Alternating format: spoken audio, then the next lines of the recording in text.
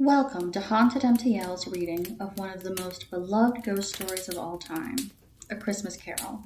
Each day, one of our writers will bring you another stave of the classic chilling tale. So grab a warm drink, join us by the fire, and listen as Nicole Luttrell, myself, brings you Stave 3, the second of the three spirits.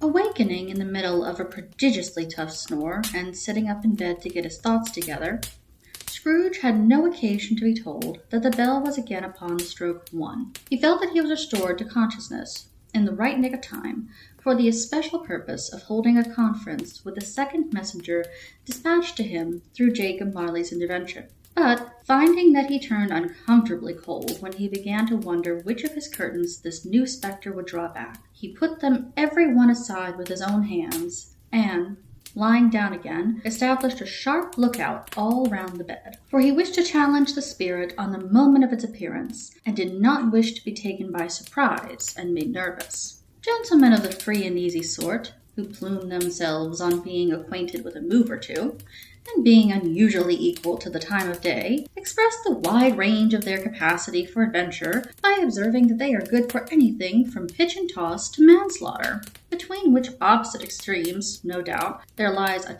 tolerably wide and comprehensive range of subjects. Without venturing for Scrooge quite as heartily as this, I don't mind calling on you to believe that he was ready for a good broad field of strange appearances, and that nothing between a baby and a rhinoceros would have astonished him very much. Now, being prepared for almost anything, he was not by any means prepared for nothing, and consequently, when the bell struck 1 and no shape appeared, he was taken with a violent fit of trembling. 5 minutes, 10 minutes, a quarter of an hour went by, yet nothing came. All this time he lay upon his bed, the very core and center of a blaze of ruddy light, which streamed upon it when the clock proclaimed the hour, and which, being only light, was more alarming than a dozen ghosts. He was powerless to make out what he meant, or would be, and was sometimes apprehensive that he might be at that very moment an interesting case of spontaneous combustion, without having the consolation of knowing it.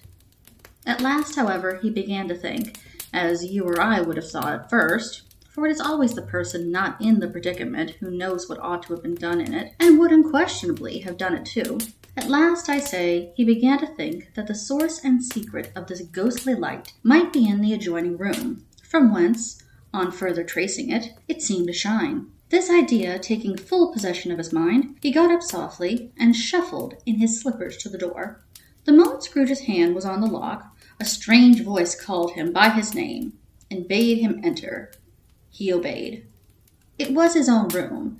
There was no doubt about that. But it had undergone a surprising transformation. The walls and ceilings were so hung with living green that it looked a perfect grove, from every part of which bright, gleaming berries glistened. The crisp leaves of holly, mistletoe, and ivy reflected back the light, as if so many little mirrors had been scattered there, and such a mighty blaze went roaring up into the chimney as that dull petrification of a hearth had ever known in Scrooge's time, or Marley's, or for many a winter season gone. Heaped up on the floor to form a kind of throne were turkeys, geese, game, poultry, brawn, great joints of meat, suckling pigs, long wreaths of sausages, mince pies, plum pudding, barrels of oysters, red-hot chestnuts, cherry-cheeked apples, juicy oranges, luscious pears, immense twelfth cakes, and seething bowls of punch that made the chamber dim with their delicious steam. In easy state upon this couch, there sat a jolly giant, glorious to see, who bore a glowing torch, in shape not unlike Plenty's horn, and held it up high up to shed its light on Scrooge as he came peering through the door. "Come in," exclaimed the ghost. "Come in, and know me better, man." Scrooge entered timidly, and hung his head before the spirit. He was not the dogged Scrooge he had been, and though the spirit's eyes were clear and kind, he did not like to meet them. "I am the ghost of Christmas present," said the spirit. "Look upon me." Scrooge reverently did so. It was clothed in one simple deep green robe or mantle, bordered with white fur. This garment hung so loosely on the figure that its capacious breast was bare, as if disdaining to be warded or concealed by any artifice.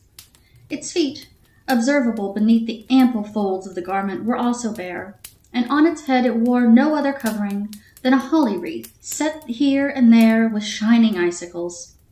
Its dark brown curls were long and free as its genial face, its sparkling eyes, its open hand, its cheery voice, its unconstrained demeanor, and its joyful air.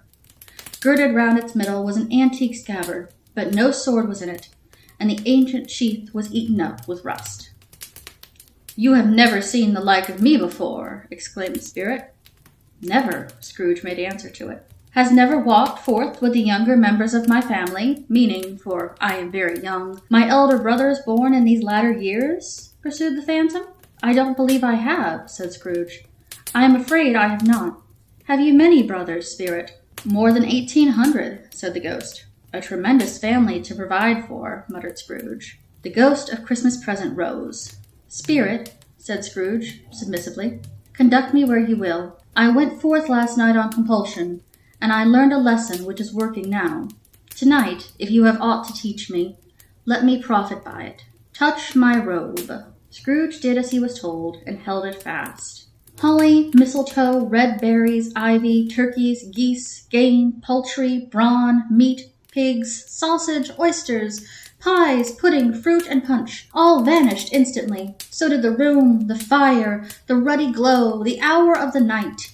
And they stood in the city streets on Christmas morning, where, for the weather was severe, the people made a rough but brisk and not unpleasant kind of music, in scraping the snow from the pavement in front of their dwellings, and from the tops of their houses, whence it was mad delight to the boys to see it come plumping down into the road below, and splitting into artificial little snowstorms. The house fronts looked black enough, and the windows blacker, contrasting with the smooth white sheet of snow upon the roofs, and with the dirtier snow upon the ground, which last deposit had been ploughed up in deep furrows by the heavy wheels of carts and wagons, furrows that crossed and recrossed each other hundreds of times, where the great streets branched off and made intricate channels, hard to trace, in the thick yellow mud and icy water. The sky was gloomy, and the shortest streets were choked up in a dingy mist, half thawed, half frozen, whose heavier particles descended into a shower of sooty atoms, as if all the chimneys in Great Britain had, by one consent, caught fire, and were blazing away to their dear hearts' content. There was nothing very cheerful in the climate or the town, and yet there was an air of cheerfulness abroad that the clearest summer air and brightest summer sun might have endeavored to diffuse in vain. For the people who were shoveling away on the housetops were jovial and full of glee, calling out to one another from parapets, and now and then exchanging a factitious snowball, better-natured missile far than many a worldly jest, laughing heartily if it went right, and no less heartily if it went wrong. The poulterers' shops were still half open, and the fruiters were radiant in their glory. There were great round pot-bellied baskets of chestnuts, shaped like the waistcoats of jolly old gentlemen, lolling at the doors and tumbling out into the streets in their apoplectic opulence. There were ruddy, brown-faced, broad-girthed Spanish onions, shining in fatness of their growth like Spanish friars, and winking from their shelves in wanton slyness at the girls as they went by, and glancing demurely at the hung-up mistletoe. There were pears and apples, clustered high in blooming pyramids. There were bunches of grapes, made in the shopkeeper's benevolence to dangle from conspicuous hooks, that people's mouth may water gratis as they passed. There were piles of filberts, mossy and brown, recalling in their fragrance ancient walks among the woods, and pleasant shuffling ankle-deep through withered leaves. There were Norfolk biffins, squab and swarthy, setting off the yellow of the oranges and lemons, and in the great compactness of their juicy persons, indulgently entreating and beseeching to be carried home in paper bags and eaten after dinner. The very gold and silver fish, set forth among these choice fruits in a bowl, though members of a dull and stagnant-blooded race, appeared to know that there was something going on, and, to a fish, went gasping round and round their little world in slow and passionless excitement. The grocers! Oh, the grocers! nearly closed, with perhaps 2 shutters down, or 1, but through these gaps such glimpses! It was not alone that the scales descending on the counter made a merry sound, or that the twine and roller parted company so briskly, or that the canisters were rattled up and down like juggling tricks, or even that the blended scents of tea and coffee were so grateful to the nose, or even that the raisins were so plentiful and rare, the almonds so extremely white, the sticks of cinnamon so long and straight, the other spices so delicious, the candied fruit so caked and spotted with molten sugar, so as to make the coldest onlookers feel faint, and subsequently bilious. Nor was it that the figs were moist and pulpy, or that the French plums blushed in modest tartness from their highly decorated boxes, or that everything was good to eat and in its Christmas dress. But the customers were all so hurried and so eager in the hopeful promise of the day that they tumbled up against each other at the door, crashing their wicker baskets wildly, and left their purchases upon the counter, and came running back to fetch them, and committed hundreds of the little mistakes in the best humor possible, while the grocer and his people were so frank and fresh that the polished hearts with which they fastened their aprons behind might have been their own, worn outside for general inspection, and for Christmas dolls to peck at if they chose. But soon the steeples called good people all to the church and chapel, and away they came, flocking through the streets in their best clothes, and with their gayest faces. And at the same time there emerged from scores of by-streets, lanes, and nameless turnings, innumerable people, carrying their dinners to the bakers' shops. The sight of these poor revelers appeared to interest the spirit very much, for he stood, with Scrooge beside him, in a baker's doorway, and, taking off the covers as their bearers passed, sprinkled incense on their dinners from his torch. And it was a very uncommon kind of torch, for once or twice, when there were angry words between some dinner carriers who had jostled each other, he shed a few drops of water on them from it, and their good humor was restored directly. For, they said, it was a shame to quarrel upon Christmas Day. And so it was. God love it, so it was. In time the bell ceased, and the bakers were shut up, and yet there was a genial shadowing forth of all these dinners, and the progress of their cooking, in the thawed blotch of wet above each baker's oven, where the pavement smoked as if its stones were cooking too. "Is there a particular flavor in what you sprinkle from your torch?" asked Scrooge. "There is. My own." "Would it apply to any kind of dinner on this day?" asked Scrooge. "To any kindly given. To a poor one most." "Why a poor one most?" asked Scrooge. "Because it needs it most." "Spirit," said Scrooge, after a moment's thought, "I wonder you, of all the beings in the many worlds around us, should desire to cramp these people's opportunities of innocent enjoyment." "I?" cried the spirit. "You would deprive them of their means of dining every 7th day, often the only day on which they can be said to dine at all," said Scrooge. "Wouldn't you?" "Aye!" cried the spirit. "You seek to close these places on the 7th day," said Scrooge, "and it comes to the same thing." "I seek?" exclaimed the spirit. "Forgive me if I am wrong. It has been done in your name, or at least in that of your family," said Scrooge. "There are some upon this earth of yours," returned the spirit, "who claim to know us, and who do their deeds of passion, pride, ill will, hatred, envy, bigotry, and selfishness in our name, who are strange to us and all our kith and kin, as if they had never lived. Remember that, and charge their doings on themselves, not us." Scrooge promised that he would, and they went on, invisible as they had been before, into the suburbs of the town. It was a remarkable quality of the ghost, which Scrooge had observed at the baker's, that notwithstanding his gigantic size, he could accommodate himself to any place with ease, and that he stood beneath a low roof quite as gracefully, and like a supernatural creature, as if it was possible he could have done in any lofty hall. And perhaps it was the pleasure the good spirit had in showing off this power of his, or else it was his own kind, generous, hearty nature, and his sympathy with all poor men, that led him straight to Scrooge's clerks. For there he went, and took Scrooge with him, holding to his robe, and on the threshold of the door the spirit smiled, and stopped to bless Bob Cratchit's dwelling with the sprinkling of his torch. Think of that. Bob had but 15 bob a week himself. He pocketed on Saturdays but 15 copies of his Christian name, and yet the ghost of Christmas present blessed his 4-roomed home. Then up rose Mrs. Cratchit, Cratchit's wife, dressed out but poorly in a twice-turned dress, but brave in ribbons, which are cheap and make a goodly show for 6pence, and she laid the cloth, assisted by Belinda Cratchit, second of her daughters, also brave in ribbons, while Master Peter Cratchit plunged a fork into the saucepan of potatoes, and getting the corners of his monstrous shirt collar, Bob's private property, conferred upon his son and heir in honor of the day, into his mouth, rejoiced to find himself so gallantly attired, and yearned to show his linen in the fashionable parks. And now 2 smaller Cratchits, boy and girl, came tearing in, screaming that outside the baker's they had smelled the goose, and known it for their own, and, basking in luxurious thoughts of sage and onion, these young Cratchits danced around the table, and exalted Master Peter Cratchit to the skies, while he, not proud, although his collars nearly choked him, blew the fire until the slow potatoes, bubbling up, knocked loudly at the saucepan lid to be let out and peeled. "What has ever got your precious father, then?" said Mrs. Cratchit. "And your brother, Tiny Tim? And Martha warn't as late last Christmas Day by half an hour." "Here's Martha, mother," said the girl, appearing as she spoke. "Here's Martha, mother," cried the 2 young Cratchits. "Hurrah! There's such a goose, Martha." "Why, bless your heart alive, my dear, how late you are," said Mrs. Cratchit, kissing her a dozen times, and taking off her shawl and bonnet for her with officious zeal. "We'd a deal of work to finish up last night," replied the girl, "and had to clear away this morning, mother." "Well, never mind, so long as you are come," said Mrs. Cratchit. "Sit ye down before the fire, my dear, and have a warm.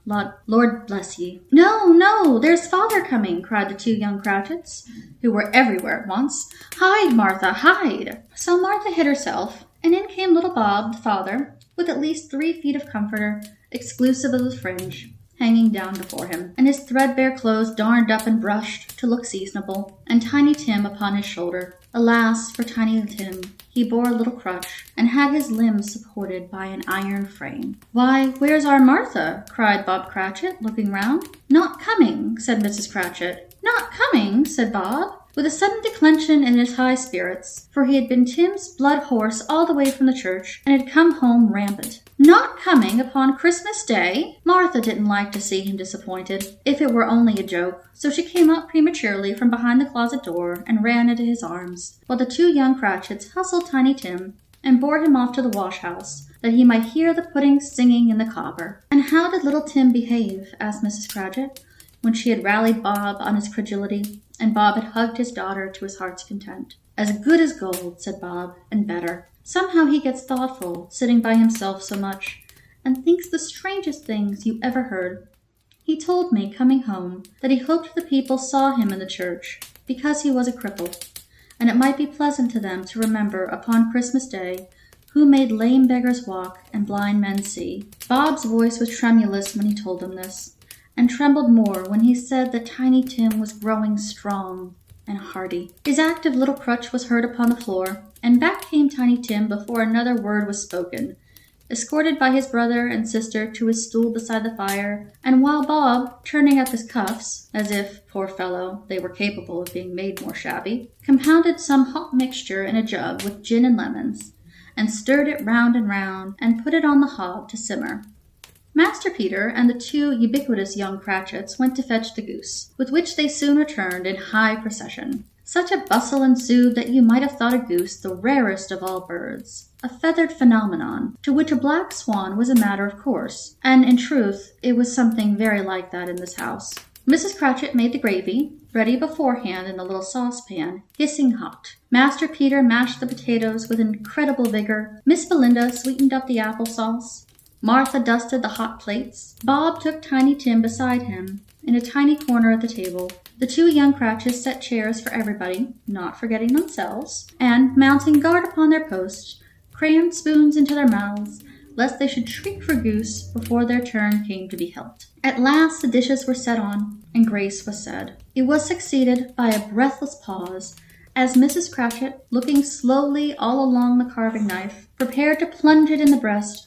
But when she did, and when the long-expected gush of stuffing issued forth, one murmur of delight arose all round the board, and even Tiny Tim, excited by the 2 young Cratchits, beat on the table with the handle of his knife, and feebly cried, "Hurrah!" There never was such a goose. Bob said he didn't believe there ever was such a goose cooked. Its tenderness and flavor, size and cheapness, were the themes of universal admiration. Eked out by applesauce and mashed potatoes, It was a sufficient dinner for the whole family. Indeed, as Mrs. Cratchit said with great delight, surveying one small atom of a bone upon the dish, they hadn't ate it all at last. Yet every one had enough, and the youngest Cratchits in particular were steeped in sage and onion to the eyebrows. But now the plates had been changed by Miss Belinda. Mrs. Cratchit left the room alone, too nervous to bear witness, to take the pudding up and bring it in. Suppose it should not be done enough. Suppose it should break in turning out. Suppose somebody should have gone over the wall of the backyard and stolen it while they were merry with the goose, a supposition at which the two young Cratchits became livid. All sorts of horrors were supposed. Hello! A great deal of steam. The pudding was out of the copper. A smell like a washing day. That was the cloth. A smell like an eating house and a pastry's cook next door to each other, with a laundress's next door to that. That was the pudding. In half a minute Mrs. Cratchit entered, flushed but smiling proudly, with the pudding like a speckled cannonball, so hard and firm, blazing in half of a quartern of ignited brandy, and bedight with Christmas holly stuck in the top. Oh, a wonderful pudding, Bob Cratchit said, and calmly too, that he regarded it as the greatest success achieved by Mrs. Cratchit since their marriage. Mrs. Cratchit said that, now the weight was off her mind, she would confess that she had her doubts about the quantity of flour. Everyone had something to say about it, but nobody said or thought it was at all a small pudding for a large family. It would have been flat heresy to do so. At last the dinner was all done, the cloth was cleared, the hearth swept, and the fire made up. The compound in the jug being tasted and considered perfect, apples and oranges were put upon the table, and a shovel full of chestnuts on the fire. Then all the Cratchit family drew round the hearth in what Bob Cratchit called a circle, meaning half of one, and at Bob Cratchit's elbow stood the family display of glass. 2 tumblers and a custard cup without a handle. These held the hot stuff from the jug, however, as well as golden goblets would have done, and Bob served it out with beaming looks, while the chestnuts on the fire sputtered and crackled noisily. Then Bob proposed, "A Merry Christmas to us all, my dears. God bless us," which all the family echoed. "God bless us, every one," said Tiny Tim, the last of all. He sat very close to his father's side, upon his little stool. Bob held his withered little hand in his, as if he loved the child, and wished to keep him by his side, and dreaded that he might be taken from him. "Spirit," said Scrooge, with an interest he had never felt before, "tell me if Tiny Tim will live." "I see a vacant seat," replied the ghost, "in the poor chimney corner, and a crutch without an owner, carefully preserved. If these shadows remain unaltered by the future, the child will die." "No, no," said Scrooge. "Oh, no, kind spirit, say he will be spared." "If these shadows remain unaltered by the future, none other of my race," returned the ghost, "will find him here." "What then? If he be like to die, he better do it, and decrease the surplus population." Scrooge hung his head to hear his own words quoted by the spirit, and was overcome with penitence and grief. "Man," said the ghost, "if man you be in heart, not adamant, forbear that wicked cant until you have discovered what the surplus is, and where it is. Will you decide what men shall live, what men shall die? It may be that in the sight of heaven you are more worthless and less fit to live than millions like this poor man's child. O God, to hear the insect on a leaf pronouncing on the too much life among his hungry brothers in the dust." Scrooge bent before the ghost's rebuke, and, trembling, cast his eyes upon the ground. But he raised them speedily on hearing his own name. "Mr. Scrooge," said Bob, "I'll give you Mr. Scrooge, the founder of the feast." "The founder of the feast, indeed!" cried Mrs. Cratchit, reddening. "I wish I had him here. I'd give him a piece of my mind to feast upon, and I hope he'd have a good appetite for it." "My dear," said Bob, "the children. Christmas Day." "It should be Christmas Day, I am sure," she said, "on which one drinks to the health of such an odious, stingy, hard, unfeeling man as Mr. Scrooge. You know he is, Robert. Nobody knows it better than you, poor fellow." "My dear," was Bob's mild answer, "Christmas Day." "I'll drink to his health for your sake, and the day's," said Mrs. Cratchit. "Not for his. Long life to him. A Merry Christmas and a Happy New Year. He'll be very merry and very happy, I have no doubt." The children drank the toast after her. It was the first of their proceedings which had no heartiness in it. Tiny Tim drank it last of all, but he didn't care twopence for it. Scrooge was the ogre of the family. The mention of his name cast a dark shadow on the party, which was not dispelled for a full 5 minutes. After it had passed away, they were 10 times merrier than before, from the mere relief of Scrooge the Baleful being done with. Bob Cratchit told them how he had a situation in his eye for Master Peter, which would bring, if obtained, full 5 and 6 pence weekly. The 2 young Cratchits laughed tremendously at the idea of Peter's being a man of business, and Peter himself looked thoughtfully at the fire from between his collars, as if he was deliberating what particular investments he should favor when he came into the receipt of that bewildering income. Martha, who was a poor apprentice at a milliner's, then told him what kind of work she had to do, and how many hours she worked at a stretch, and how she meant to lie abed tomorrow morning for a good long rest. Tomorrow, being a holiday, she passed at home. Also, how she had seen a countess and a lord some days before, and how the lord was much about as tall as Peter, at which Peter pulled up his collar so high that you couldn't have seen his head if you had been there. All the time the chestnuts and the jug were round and by they had a song about a lost child traveling in the snow from Tiny Tim, who had a plaintive little voice and sang it very well indeed. There was nothing of high mark in this. They were not a handsome family. They were not well dressed. Their shoes were far from being waterproof. Their clothes were scanty, and Peter might have known, and very likely did, the inside of a pawnbroker's. But they were happy, grateful, pleased with one another, and contented with the time. And when they faded, and looked happier yet in the bright sprinkling of the spirit's torch at parting, Scrooge had his eyes upon them, and especially on Tiny Tim, until the last. By this time it was getting dark, and snowing pretty heavily, and as Scrooge and the spirit went along the streets, the brightness of the roaring fires in kitchens, parlors, and all sorts of rooms was wonderful. Here the flickering of the blaze showed preparations for a cozy dinner, with hot plates baking through and through before the fire, and deep red curtains, ready to be drawn to shut out cold and darkness. There, all the children of the house were running out into the snow to meet their married sisters, brothers, cousins, uncles, aunts, and to be the first to greet them. Here again were shadows on the window blinds of guest assemblings, and there a group of handsome girls, all hooded and fur-booted, and all chattering at once, tripped lightly off to some near neighbor's house, where, woe upon the single man who saw them enter, artful witches, well they knew it, in a glow. But if you had judged from the number of people on their way to friendly gatherings, you might have thought that no one was at home to give them welcome when they got there, instead of every house expecting company, and piling up its fires half chimney high. Blessings on it, how the ghost exalted, how it bared its breadth of breasts, and opened its capacious palm, and floated on, outpouring, with a generous hand, its bright and harmless mirth on everything within its reach.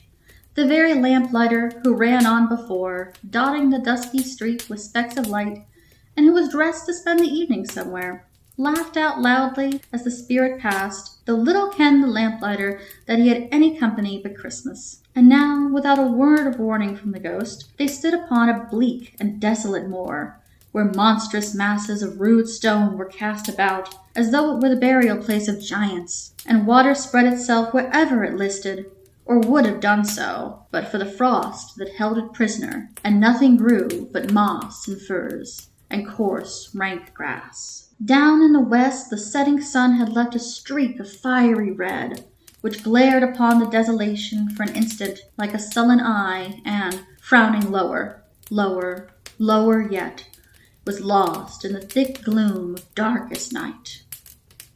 "What place is this?" asked Scrooge. "A place where miners live, who labor in the bowels of the earth," returned the spirit. "But they know me. See." A light shone from the window of a hut, and swiftly they advanced toward it. Passing through the wall of mud and stone, they found a cheerful company assembled round a glowing fire. An old man and woman, with their children and their children's children, and another generation beyond that, all decked out gaily in their holiday attire. The old man, in a voice that seldom rose above the howling of the wind upon the barren waste, was singing them a Christmas song. It had been a very old song when he was a boy, and from time to time they all joined in the chorus. So surely as they raised their voices, the old man got quite blithe and loud, and so surely as they stopped, his vigor sank again. The spirit did not tarry here, but bade Scrooge hold his robe, and, passing on above the moor, sped. Whither? Not to sea! To sea! To Scrooge's horror, looking back, he saw the last of the land, a frightful range of rocks.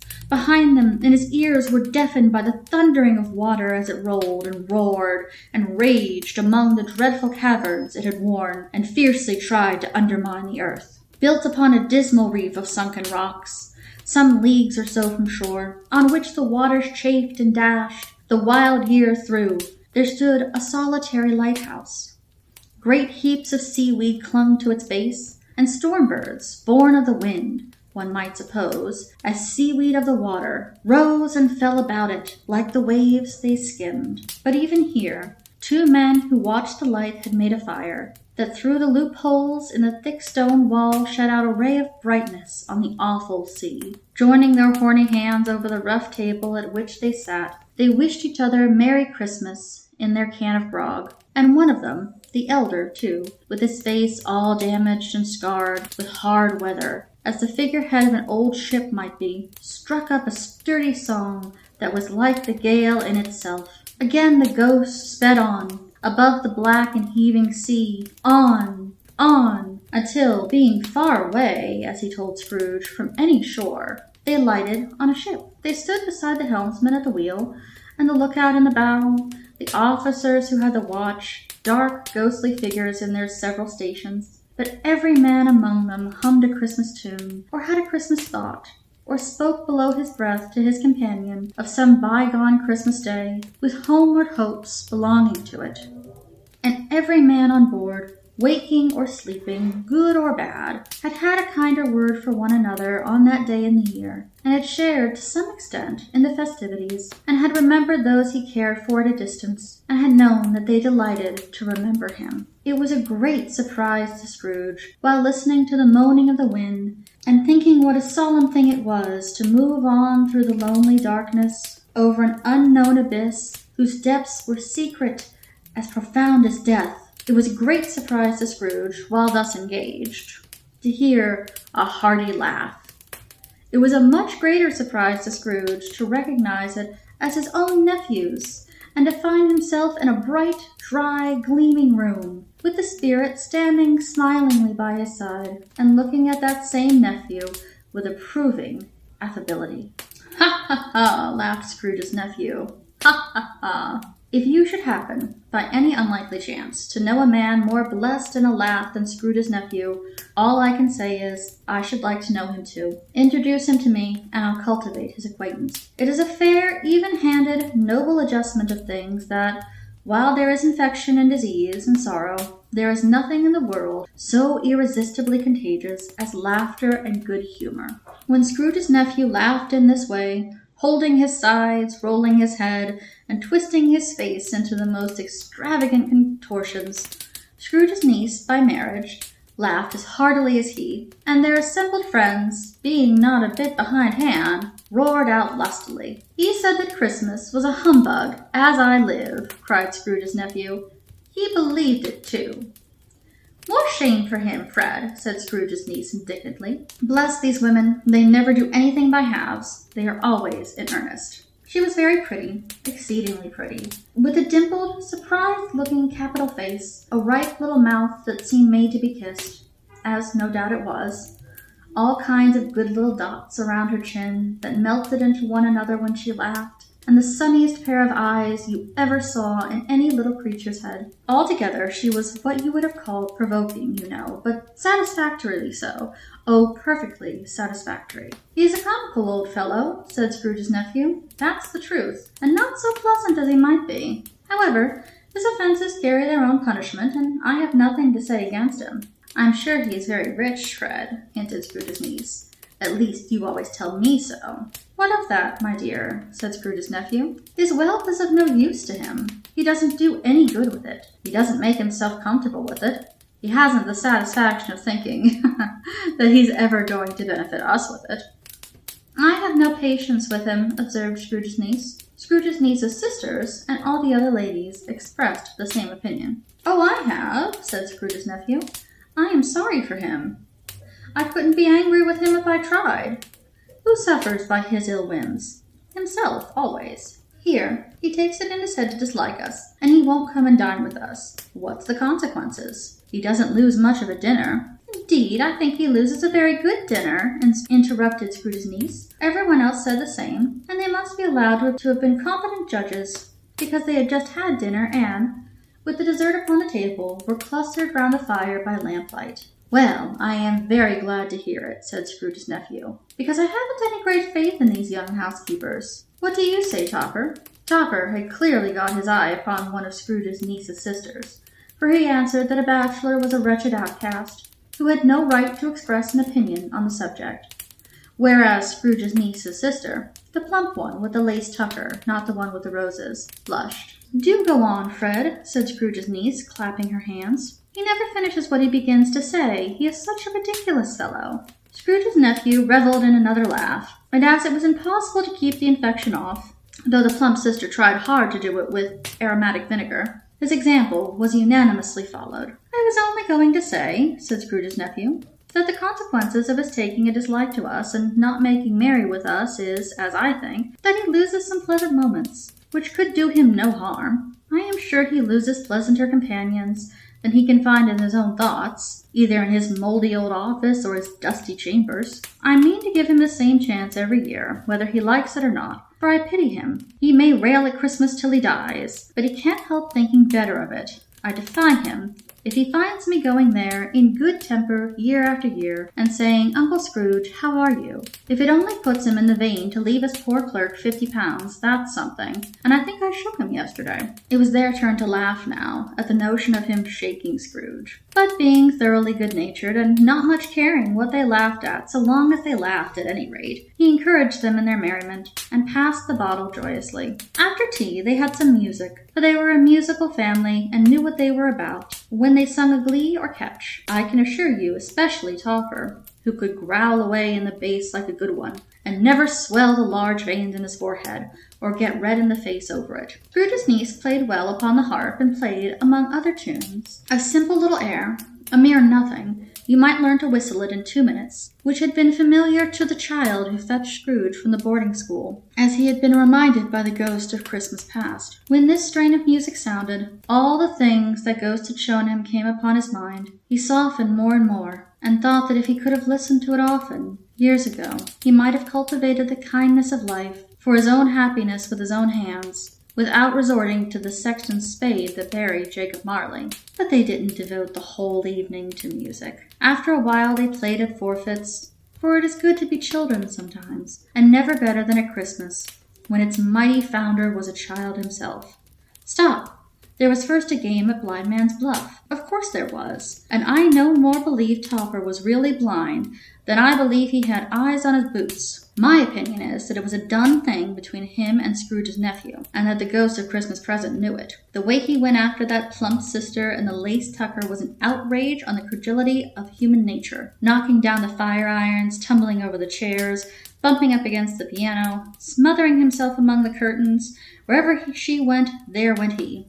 He always knew where the plump sister was. He couldn't catch anybody else. If you had fallen up against him, as some of them did, on purpose, he would have made a feint of endeavoring to seize you, which would have been an affront to your understanding, and would instantly have sidled off in the direction of the plump sister. She often cried that it wasn't fair, and it really was not. But when, at last, he caught her, when, in spite of all her silken rustlings and her rapid fluttering past him, he got her into a corner whence there was no escape, then his conduct was most execrable, for his pretending not to know her, his pretending that it was necessary to touch her headdress, and further to assuage himself of her identity by pressing a certain ring upon her finger and a certain chain upon her neck, was vile, monstrous.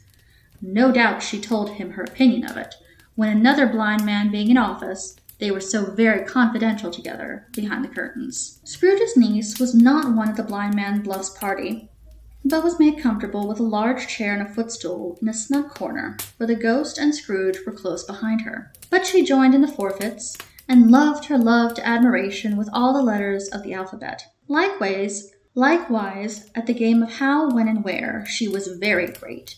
and to the secret joy of Scrooge's nephew, beat her sisters hollow, though they were sharp girls too, as Topper could have told you. There might have been 20 people there, young and old, but they all played, and so did Scrooge, for, wholly forgetting, in the interest he had in what was going on, that his voice made no sound in their ears, he sometimes came out with his guess quite loud, and very often guessed right too, for the sharpest needle, best Whitechapel, warranted not to cut in the eye, was not sharper than Scrooge, blunt as he took it in his head to be. The ghost was greatly pleased to find him in this mood, and looked upon him with such favor that he begged like a boy to be allowed to stay until the guest departed. But this the spirit said could not be done. "Here is a new game," said Scrooge. "1/2 hour, spirit, only one." It was a game called Yes and No, where Scrooge's nephew had to think of something, and the rest must find out what. He only answering to their questions yes or no, as the case was. The brisk fire of questioning to which he was exposed elicited from him that he was thinking of an animal, a live animal, rather a disagreeable animal, a savage animal, an animal that growled and grunted sometimes, and talked sometimes, and lived in London, and walked about the streets, and wasn't made a show of, and wasn't led about by anybody, and didn't live in a menagerie, and was never killed in a market, and was not a horse, or an ass, or a cow, or a bull, or a tiger, or a dog, or a pig, or a cat, or a bear.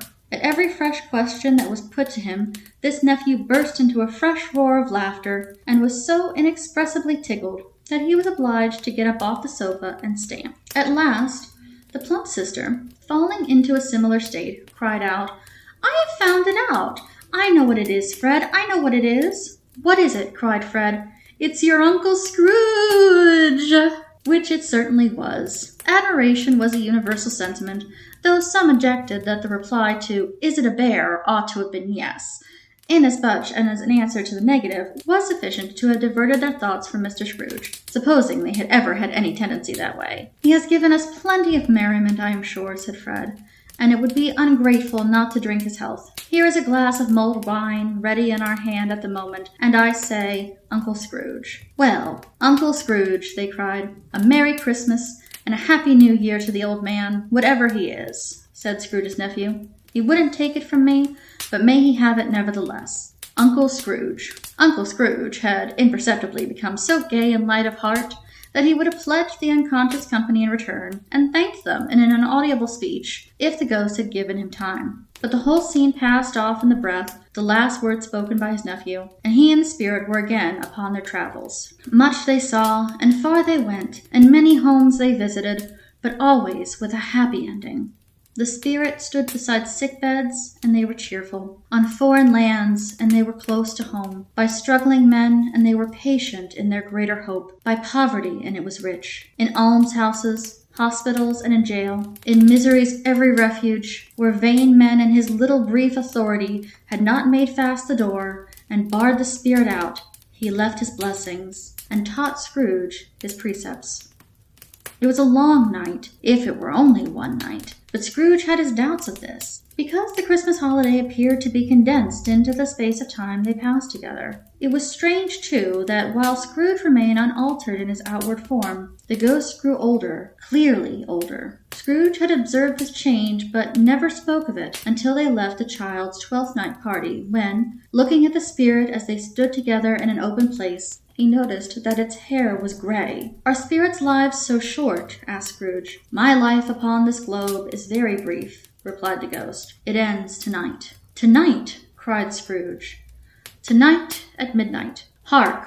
The time is drawing near." The chimes were ringing the 11:75 at that moment. "Forgive me if I am not justified in what I asked," said Scrooge, looking intently at the spirit's robe, "but I see something strange, and not belonging to yourself, protruding from your skirts. Is it a foot or a claw?" "It might be a claw, for the flesh there is upon it," was the spirit's sorrowful reply. "Look here." From the folding of its robe, it brought 2 children, wretched, abject, frightful, hideous, miserable. They knelt down at its feet, and clung upon the outside of its garment. "Oh, man, look here! Look down here!" exclaimed the ghost. They were a boy and a girl. Yellow, meager, ragged, scowling, wolfish, but prostrate too in their humility, where graceful youth should have filled their features out and touched them with its freshest tints, a stale and shriveled hand, like that of age, had pinched and twisted them